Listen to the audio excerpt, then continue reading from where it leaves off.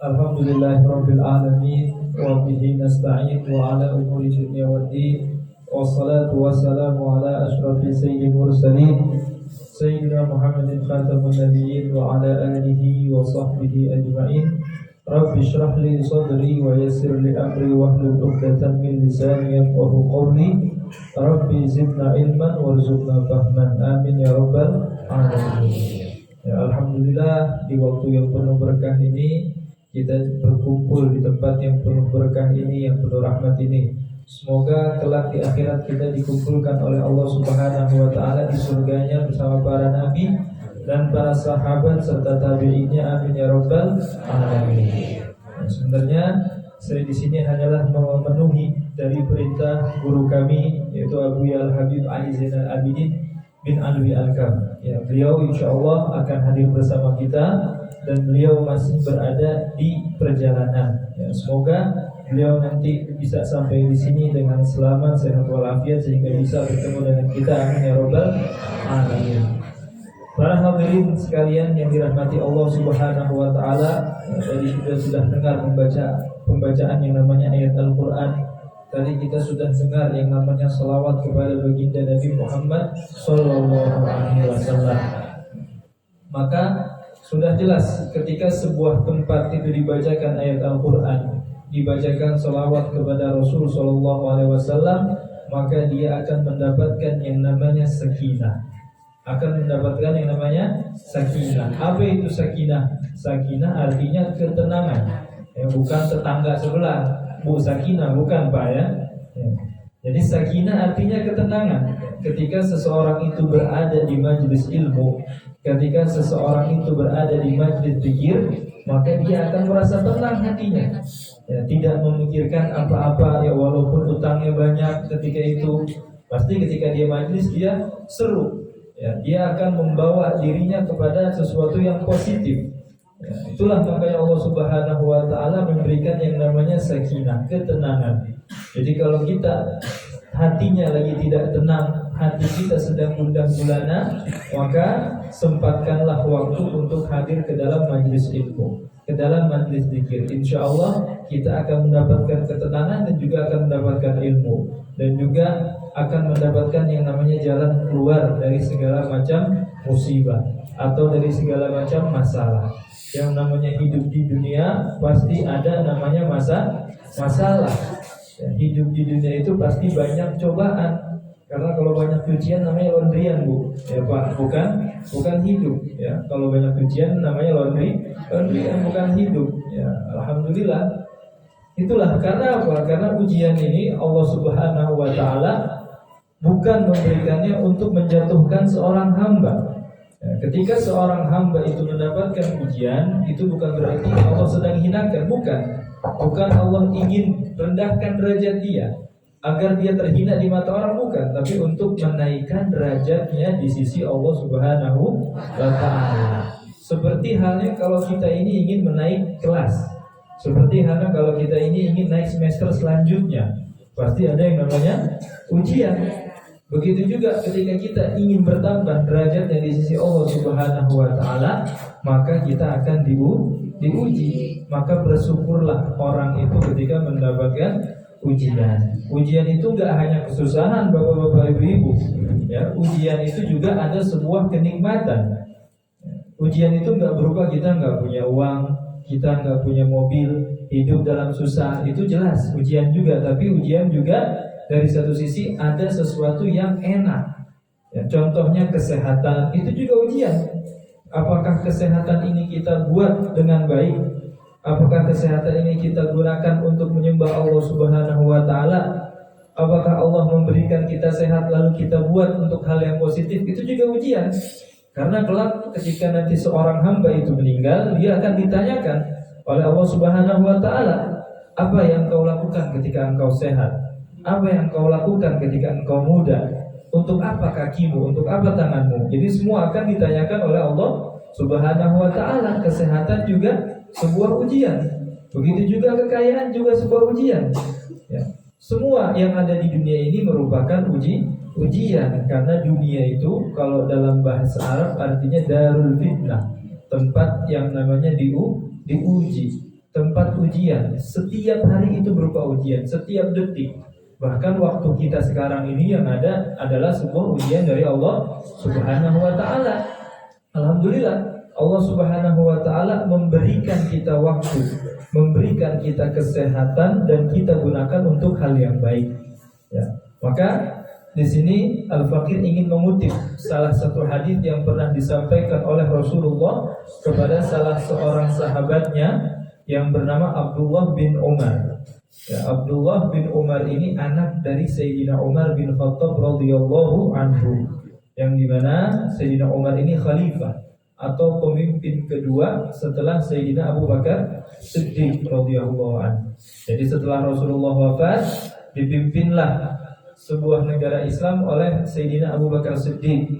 Nah, setelah Sayyidina Abu Bakar Siddiq dipimpin oleh Sayyidina Umar bin Khattab. Setelah itu dipimpin oleh Sayyidina Utsman, lalu dipimpin oleh Sayyidina Ali, lalu anaknya Sayyidina Hasan, lalu di bawahnya lagi nanti ada Khilafah Abbasiyah, Umayyah, Utsmaniyah dan seterusnya. Itu kepemimpinan dalam Islam. Jadi Rasul Shallallahu Alaihi Wasallam mewasiatkan kepada Abdullah bin Umar. Beliau adalah anaknya Sayyidina Umar, dan beliau juga salah satu sahabat yang dipandang oleh Rasul Shallallahu Alaihi Wasallam. Bukan berarti sahabat-sahabat Rasulullah yang lain tidak terpandang, tapi Sayyidina Abdullah bin Umar ini terpandang karena ilmunya. Beliau ini salah satu di antara fuqaha us-sahabah, salah satu sahabat yang pakar fikih, pakar hukum Islam. Ya, kalau bahasa sekarangnya mungkin bisa dikatakan ketuanya MUI lah, bisa kita katakan. Bahkan lebih dari itu, profesornya para profesor bisa kita katakan. Beliau ini sangat terpandang sekali karena tidak sedikit hukum yang diputuskan oleh beliau ini diambil oleh para sahabat yang lain. Ya, singkat cerita, suatu hari ketika Rasul Shallallahu Alaihi Wasallam bertemu dengan beliau di suatu majelis, Rasulullah memegang pundaknya. Nah, ini di antara kebiasaan Rasulullah kalau nasihatin orang. Ya, Rasulullah itu kalau nasihatin orang, kalau misalkan orang itu ada di depannya dekat, maka dipegang pundaknya dan diomongin pelan-pelan. Itu di antara cara menasihati Rasulullah. Karena apa? Karena hal seperti itu lebih masuk. Ya, kalau sekarang kan orang enggak nasihatin depan orang marah-marah. Ya, tapi kita lihat bagaimana Rasulullah menasihati Abdullah bin Umar. Ya. Beliau memegang pundaknya lalu dinasihati. Wahai Abdullah bin Umar, ketahuilah, aku akan memberikan engkau sebuah nasihat. Tapi apa jawabannya? Apa itu Rasulullah? Sangat senang. Ya, berbeda dengan kita sekarang. Kita kalau dinasihatin, apaan ente? Ya, jangan sok bener deh, ente aja kalau subuh kesiangan. Ya, kan kita begitu kalau dinasihatin. Tapi lihat bagaimana reaksi seorang sahabat Abdullah bin Umar. Dia malah senang beliau. Apa Rasulullah? Saya tunggu-tunggu di nasihatnya. Wahai Abdullah bin Umar, ketahuilah. Ya, beliau mengatakan, kun fid dunya ka'annaka gharibun aw 'abil sabil. Jadilah engkau di dunia ini seperti gharib, seperti orang yang asing. Ya, seperti orang yang asing, aw 'abil sabil, atau seperti orang yang sedang lewat saja. Ya. Kita ini di dunia, Pak, ngontrak sebenarnya, walaupun kita punya rumah sendiri. Ya, kenapa? Karena suatu saat kita akan yang namanya meninggalkan dunia ini. Ya, sehebat apapun orang itu, bergelar apapun panjangnya, ya, sesempit apapun rumahnya, seluas apapun rumahnya, semewah apapun rumahnya, tetap kalau udah masuk kuburan sendiri, nggak ada yang menemani. Secinta-cintanya istri bapak kepada bapak, kalau bapak sudah meninggal, mau nggak istrinya ikut kuburan? Mau nggak Pak? Nggak mau.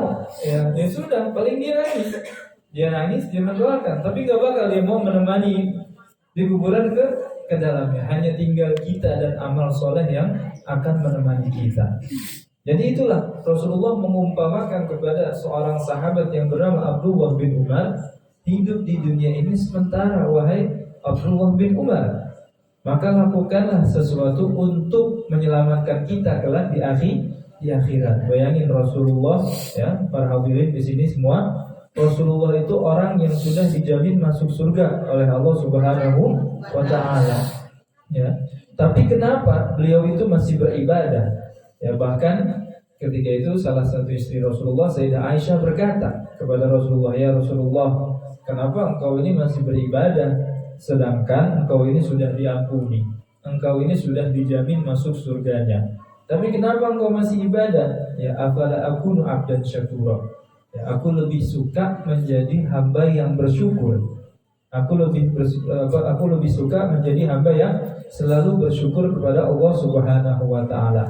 Karena hakikatnya bersyukur itu bukan hanya sekedar mengucapkan alhamdulillah, tapi lebih dari itu.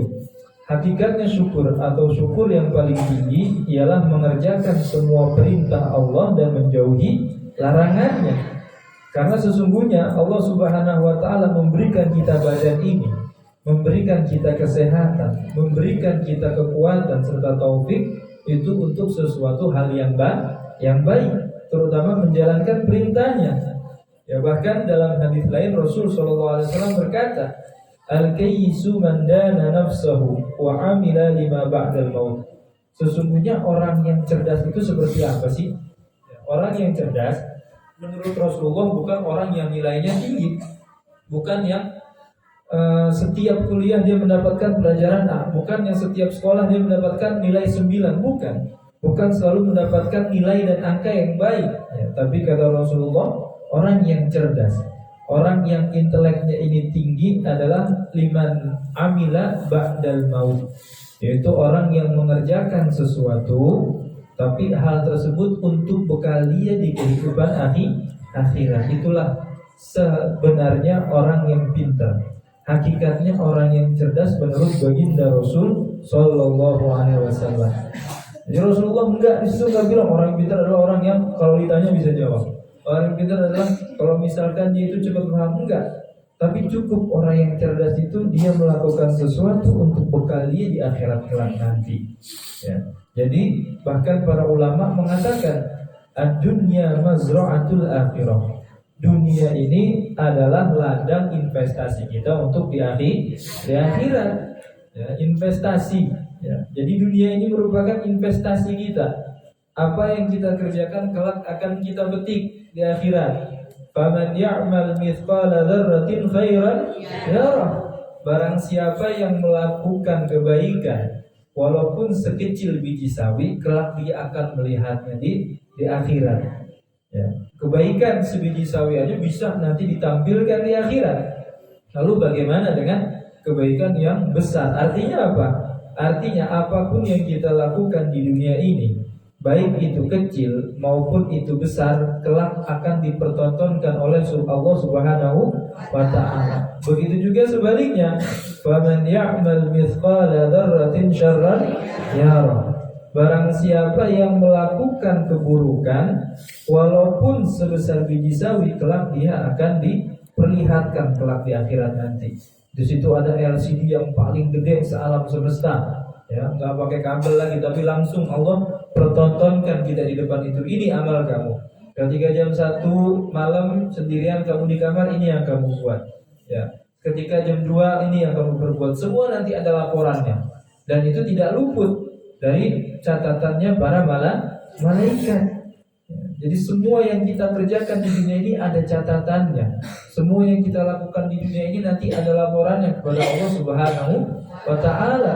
Tapi di antara rahmat Allah Subhanahu wa ta'ala kepada umat Nabi Muhammad, semua catatan baik kita itu, semua catatan buruk kita bisa diganti dengan kebaikan kalau kita bersolawat kepada Nabi Muhammad sallallahu alaihi wasallam. Itu di antara rahmat atau rasa kasih sayang Allah Subhanahu wa ta'ala kepada umat Nabi Muhammad. Jadi kita bersyukur kita di sini dijadikan sebagai umat Nabi Muhammad. Kita di sini dijadikan sebagai golongan daripada umat Nabi Muhammad sallallahu alaihi wasallam. Karena kalau kita lihat cerita-cerita umat-umat terdahulu, seperti contohnya umat Nabi Musa. Umat Nabi Musa itu orangnya sangat-sangat keras. Ya, umat Nabi Musa itu orangnya sangat keras kepala. Ya, makanya Allah Subhanahu wa ta'ala menurunkan syariatnya pun yang berat. Ya, syariat Nabi Musa, kalau misalkan sesuatu itu terkena najis, misalkan terkena kotoran ayam, maka itu harus dipotong. Ya bayangin kalau misalkan yang kena kotoran ayam hidungnya gimana itu? Harus dipotong. Tapi enggak untuk umat Nabi Muhammad. Ya cukup dibasuh dengan air. Hilang baunya, hilang rasanya, hilang warnanya, sudah. Maka itu dianggap suci. Betapa baiknya Allah Subhanahu wa taala kepada kita umatnya Nabi Muhammad sallallahu alaihi wasallam. Jadi kita harus bersyukur. Bayangin kalau misalkan kita jadi umat Nabi Musa ya. Bagaimana itu? Udah hidungnya pesek dipotong. Ya udah jadi itu. Tambah enggak ada mukanya jadinya. Ya, gimana jadinya? Atau kupingnya. Ya udah kupingnya lebar dipotong. Ya, gimana itu? Ya, ini di antara rahmat Allah Subhanahu wa taala kepada umat Nabi Muhammad. Di antaranya juga dulu ketika Rasul sallallahu alaihi wasallam melakukan yang namanya Isra dan Mi'raj. Isra itu perjalanan di malam hari dari Mekah ke Baitul Maqdis di Palestina. Ya, Palestina, Baitul Maqdis. Adapun Mi'raj itu naik, ya, naik ke langit, ya, sampai mana nggak tahu dah kita. Soalnya kita belum pernah ke sana. Ya, jadi kita cukup mengimaninya saja. Jadi Rasulullah dari Baitul Maqdis naik sampai kepada singgasana yang tidak bisa dijangkau oleh manusia biasa. Bahkan para nabi sebelumnya pun tidak bisa menjangkau hal tersebut. Tapi Rasulullah bisa karena Rasulullah kekasih Allah Subhanahu wa taala. Makanya digelari Habibullah, kekasih Allah. Ya, jadi dia naiklah Rasulullah sampai ke langit ketujuh, ya, atau langit yang keberapa kita nggak paham. Dan Allah pun menyuruh untuk melakukan sholat 50 waktu atau 50 kali. Ya, bayangin kalau misalkan kewajiban sholat ini masih 50 kali. Kapan kita kerjanya? Sholat yang 5 aja kita masih bolong-bolong, apalagi kalau 50 waktu, bukan bolong lagi. Ya udah, tidur aja mendingan kita ya. Akhirnya ketika Rasulullah pun turun, bertemulah dengan Nabi Musa. Ditanya Rasulullah ini, wahai Muhammad, berapa yang engkau wajibkan? Engkau diwajibkan sholat berapa kali oleh Allah Subhanahu wa taala? Ya, kata Nabi Muhammad menjawab pertanyaan Nabi Isa, Allah mewajibkan saya sholat 50 kali. Kata Nabi Musa apa? Sungguh umat engkau ini gak bakal kuat 50 kali. Ya sudah, balik lagi Rasulullah. Ya Rasulullah, saya minta ya Allah, saya minta keringanan. Dari yang 50 dikurangin lagi, akhirnya didiskon menjadi 45. Akhirnya turun, ditanya lagi sama Nabi Musa, wahai Nabi Muhammad, berapa yang diwajibin? 45. Enggak kuat kalau kamu masih. Naik lagi, akhirnya pulang balik Rasulullah sampai terakhirlah diwajibkan sholat 5 waktu, subuh, zuhur, asar, maghrib, isya. Ketika Nabi Muhammad turun lagi bertemu dengan Nabi Musa, masih ditanya sama Nabi Musa, wahai Muhammad, berapa Allah wajibkan kepada engkau sholat 5 waktu Nabi Musa? Kata Nabi Musa apa? Umat kamu masih gak kuat wahai Muhammad. Ya, kata Nabi Musa, betul gak nih? Betul. Berapa banyak di antara saudara-saudara kita masih yang lalai dengan yang namanya sholat? Ya, semoga kita di sini tidak lalai dengan yang namanya sholat. Amin ya robbal alamin. Akhirnya kata Nabi Musa, gak kuat umat engkau. Akhirnya Rasulullah menjawab, wahai Musa, aku sudah malu dengan Allah ini. Aku sudah malu dengan Allah. Aku sudah pulang balik, udah minta diskon terus, minta potongan. Ya kalau di Shopee mungkin potongannya ada berbatas. Ya, ini ibu yang tahu kalau potongan harga di Shopee. Ya, itu mungkin berbatas, cuma 10 jam misalkan. Tapi ini berkali-kali. Rasulullah sudah malu. Akhirnya andaikan di situ ada kita, mungkin kita bakal protes ya. Wahai Rasulullah, naik lagi, kurangin satu aja, apa subuh. Ya, lagi enak-enaknya tidur, lagi enak-enaknya dingin, ya. Maka kita milih subuh. Untung di situ nggak ada kita, cuma ada Nabi Musa alaihissalatu wassalam. Jadi seperti itu. Ya, Allah meringankan kita untuk melaksanakan sholat 5 waktu. Akhirnya diwajibkanlah sholat 5 waktu agar kita melaksanakannya. Seperti apa sholatnya? Ya, seperti yang Rasulullah terangkan kepada sahabatnya. Dalam hadis dikatakan, "Shallu kama ra'aitumuni tusalli." Salatlah seperti saya itu salat. Jadi Rasulullah SAW salat, lalu sahabat itu mengikuti sampai kepada tabi'in, sampai kepada tabi'in, lalu sampai kepada kita. Inilah salat yang kita laksanakan. Jadi salat yang kita laksanakan ini merupakan hal yang mutawatir, yaitu hal yang turun-temurun sanatnya. Hal yang turun-temurun sudah dilaksanakan dari zaman Rasulullah sampai sekarang. Makanya kalau ada orang melakukan sholat dengan gerakan yang berbeda, berarti telah melaksanakan atau dia telah melanggar sebuah perintah yang Allah atau Rasulullah perintahkan kepada kita. Jadi sholat seperti ini, ruku, sujud, gak ada sholat itu cuma dengan hati, gak ada. Gak ada sholat dengan yang penting kita ingat, gak ada.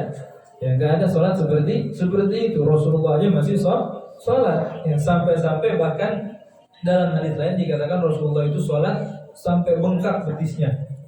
Orang yang sudah dijamin masuk surga, orang yang sudah dijamin oleh Allah Subhanahu wa Ta'ala agar terhindar dari api neraka, masih melaksanakan sholat. Lalu siapa kita?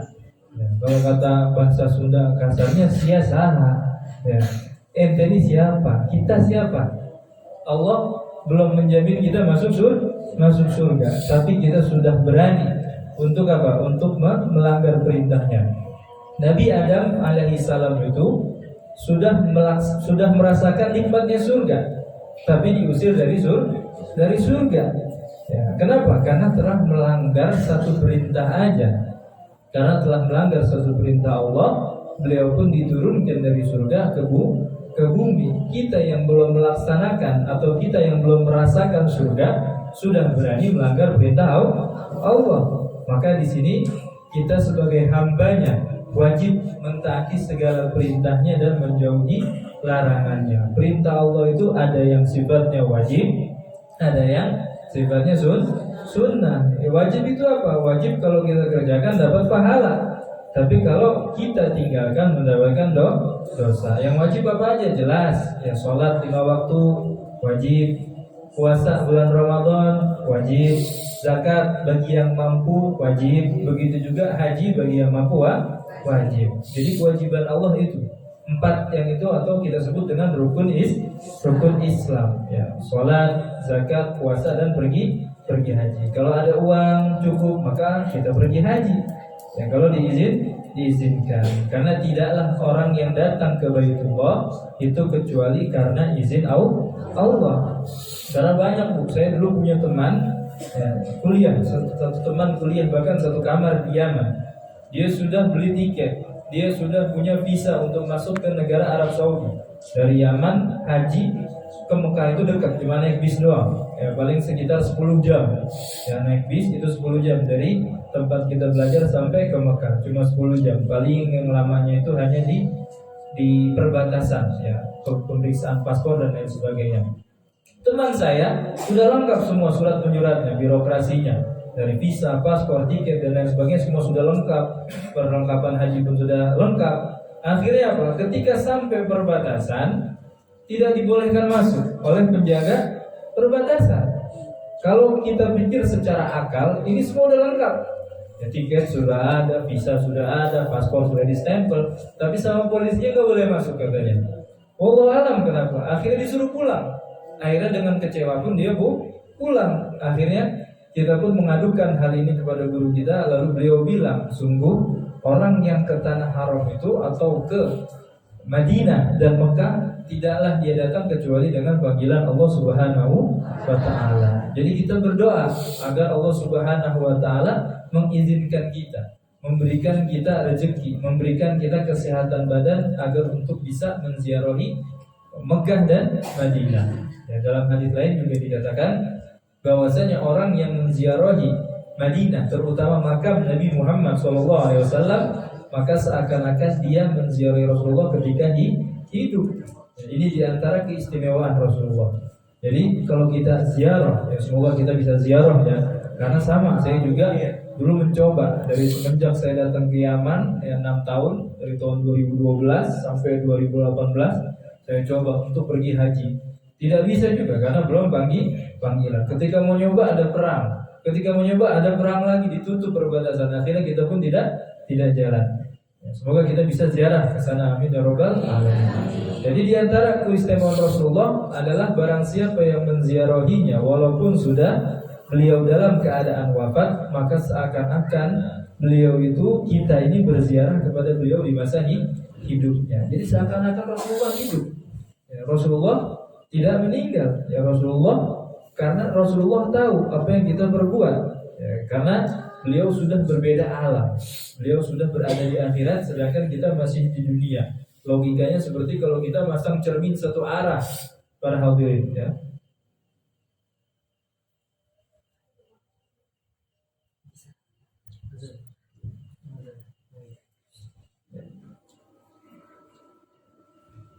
Terus ya, jadi alhamdulillah sudah masuk waktu Isya tadi. Sampai mana tadi kita? Sampai ziarah Rasul Shallallahu Alaihi Wasallam. Ya, di antara keutamaannya seperti itu. Seakan-akan kita menziarahinya ketika di masa hidup. Bayangkan kalau kita menziarahi beliau di masa hidupnya, berarti kita sudah berada pada abad atau pada zaman yang paling baik. Ya, karena dikatakan dalam hadis khairul quruni qarni, sebaik-baiknya masa adalah masa di mana aku hidup. Tsummal ladzina yalunahum, kemudian masa setelahnya yaitu masa para tabi'in. Jadi masa Rasulullah dan para sahabatnya, dan yang kedua yaitu zaman atau abadnya para tabi'in. Jadi setelah Rasulullah meninggal, Rasulullah meninggalkan para sahabatnya, dan sahabatnya ini punya murid. Nah, muridnya ini namanya tabi'in, pengikut. Tsummal ladzina yalunahum, kemudian kata Rasulullah, kemudian yang setelahnya yaitu tabi'in. Tabi'in punya murid, maka dinamakan tabi'in, pengikutnya para pengikutnya Rasul Shallallahu Alaihi Wasallam. Jadi itu sebaik-baiknya masa. Ya, maka berarti kalau kita berada pada sebaik-baiknya masa, kita akan kena yang namanya berkah dari masa tersebut. Jadi zaman Rasulullah bukan berarti nggak ada kejelekan. Di zaman Rasulullah juga ada kejelekan, ada keburukan, tapi karena kebaikannya paling banyak, sesuatu yang jelek pun tertutup. Tapi di zaman sekarang, di akhir zaman kita terbalik. Saking banyak sesuatu yang jelek, yang baik pun tertutup. Ya, semoga kita ini menjadi orang-orang yang selalu mengungkapkan kebaikan. Semoga kita menjadi orang-orang yang selalu menunjukkan pada kebaikan. Karena dalam hadis dikatakan man dalla ala khairin falahu ajru mithlu fa'ilihi. Barang siapa yang menunjukkan pada kebaikan, maka dia akan mendapatkan pahala seperti orang yang mengerjakannya. Misalkan kita masang status di WA, ya hari ini ada pengajian di sini, ayo hadir. Walaupun yang masang status itu enggak hadir, lalu karena orang-orang yang melihat banyak, lalu ada salah satu orang yang hadir, maka dia akan mendapatkan pahala seperti orang yang melakukannya. Enak agama Islam, simple. Begitulah ya, kalau kita menunjukkan kepada kebaikan. Misalkan ada orang, ayo kita bersedekah di hari Jumat ini untuk para anak yatim. Walaupun dia nggak bersedekah, tapi dia menunjukkan kepada orang lain dan dilaksanakan oleh orang lain, maka dia akan mendapatkan pahalanya. Itulah enaknya Islam.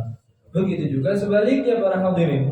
Kalau ada orang yang menunjukkan pada sebuah keburukan lalu dikerjakan, maka dia akan mendapatkan dosa seperti dosa orang yang melakukan. Dia mengajarkan anak-anak kecil atau orang lain hal yang tidak benar, maka selama hal itu dilakukan oleh orang tersebut, dia akan terkena dosanya.